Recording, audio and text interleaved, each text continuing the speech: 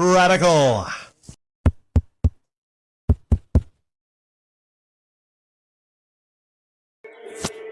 Welcome to Flea Market Stories, documenting one man's journey into the world of flea marketing. You hear that in the background? Ooh, I can't wait.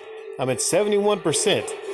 I'm installing not a current gen game, but I'm installing Shadow of Mordor on my PS3 Slim. Looking forward to playing it on last gen and playing it on a console I really haven't played a whole lot of games on. So yeah, there's that. And there's also this. The $3 day. I'm pretty sure I'm reading this correctly. I think I am. Can't remember the details of this, which was the November 6th, Sunday. I sold $3 in games. I'll get that out of the way first. That was towards the end of the day. I sold 3 Xbox games I sold them for $6. Yeah, it's a $6 day. Technically, it was 3 games. I don't have the amount written down here. And I just happened to sell them to a guy that came by and asked, "Do you have any Xbox games?" I said, "Yes, I do." It was some I got in that $400 game lot. Other than that, it was raining that day. And when it rains, regardless of the day, a lot of people don't come by. Naturally, flea market, the kryptonite of the flea market is rain. Cold, yeah, kinda. A bitter cold day, but still people even come out in the cold. But the rain, that's just the one thing that really kills the flea market, right, is the rain. Other than that, I'll talk about how I actually did make some money and rebound on that day, in spite of the fact I only made $6 on that day and sold 3 Xbox games. It was really deserted. There wasn't a lot of people there. There were some people that came by. Again, I can't remember. Maybe I had some almost sales. I'm not sure. But the one interesting thing to note was some kids that came by, mostly I think little girls, and they were sitting on the stools and playing games, which, it's fine and everything. But 2 things. One had her drink near the consoles, so I think what I'm going to do is I'm going to add like a beverage table to my booth. So when people sit down and play games, there's a place for them to put their drink. Because of course, that's chaos. Hey, it's installed. Heck yeah. Also, this disc, well, I'm not going to tell you all that. I'm going to save that for a future show-off Saturday. That would be chaos. Because, if somebody dropped a drink on my consoles and the TVs and the connections, the cables, power block, power bricks, all of it's together.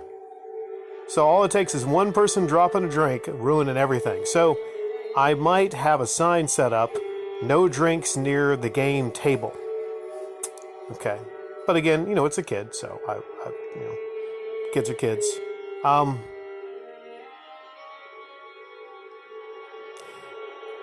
The other thing notable about this day, other than the lack of sales, was the fact that they were short-handed and they were closing at 1.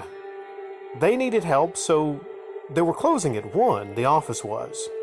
And they were actually going to lock the gates at 1 o'clock. Now, I left about maybe 12:30-ish, so I'm not sure how they handled all the other people that I'm sure were staying there until 1. They said they were locking the gates, but of course they've got to technically let everybody out. So, yeah. And a lot of people didn't know. A lot of the customers didn't know. They weren't making a lot of regular announcements. The only reason I knew is because actually another vendor told me that, and I thought they were joking. Because this vendor usually jokes a whole lot. And I'm like, okay. Shouldn't we get like some kind of refund for the day? Because they're technically taking hours away and we've already paid. It's not our fault that they're short-handed. If anything, they could just close the office and, well, I guess they close the office and they go around and they lock off the gates so no one can break in. I guess I get that. I understand that. I'm not sure if they have a gate at the main entrance, though. Okay, that's it. There's a main entrance that doesn't have a gate on it, so I guess that's how everybody would be shuffled out and leave. So that kind of sucked. But again, I was thinking, I have 2 hours possibly I could make some sales. Because if it's a low sales day and you got a lot of people coming in, towards later in the day. But I was like, fuck it. It's raining out. Part of me was like, fuck it. Part of me was like, what the hell? Can't I just get another hour or two to sell? But I mean, I got to start shutting things down at 12. If I'm leaving at 12:30, then I got to start shutting it down and disconnecting everything at 12. And I was telling these kids also, hey, they're shutting down early. I've got to shut down. But these little girls, they didn't want to hear that. They didn't want to hear it, though, so they kept playing. So I'd have to just walk over and unplug the main power to everything, which I don't like doing. I like shutting off all the consoles and then shutting off the main power. But I was almost going to do that because there was no parents to be around, to be found. So if the kids stayed there, I mean, I can't physically lift the kids up from the stools. So it's a weird situation. Now, how did I rebound? How did Radical Rick rebound from this terrible, terrible sales day?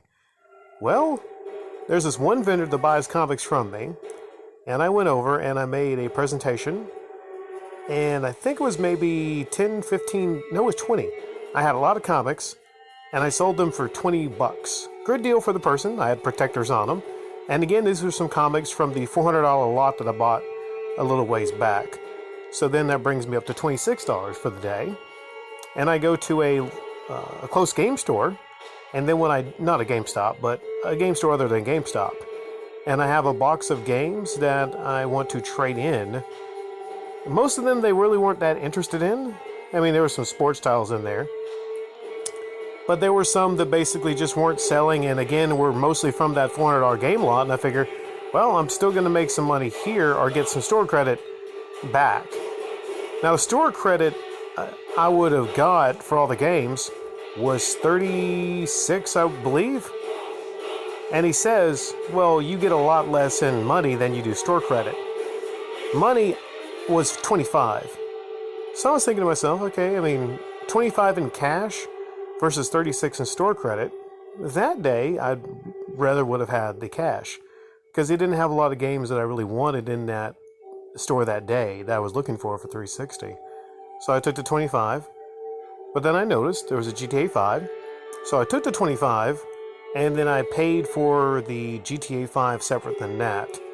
So I guess you could argue, well, I made the $25, but then I had to spend, I think this one copy was $17, so plus $7.